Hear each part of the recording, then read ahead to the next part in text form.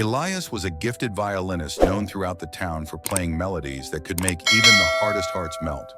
From a young age, he'd won trophies, played in grand halls, and received standing ovations. Everyone said he was destined for greatness. But one winter, during an important performance, Elias made a mistake. A big one. His hand slipped, the note cracked loudly, and the audience gasped. A critic later called it the most awkward silence in concert history. Humiliated, Elias stopped playing. He packed away his violin and disappeared from the music scene. Months turned into years. The violin gathered dust.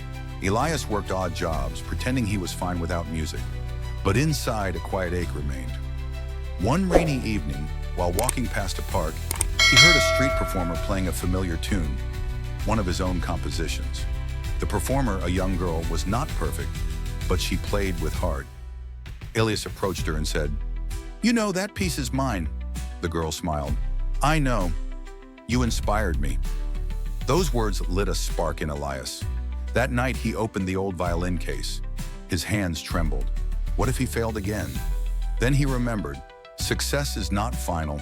Failure is not fatal. It is the courage to continue that counts. He began to play. At first, the notes wavered, uncertain. But with each stroke of the bowl, his soul returned to the strings. It didn't matter if he played perfectly. What mattered was that he didn't stop. Elias returned to the stage not for the applause, but for the love of the music. And though he'd fallen once, he rose stronger. From that day forward, whenever a young artist stumbled, Elias would share his story and say, "Keep playing, keep going. That's where the real music begins."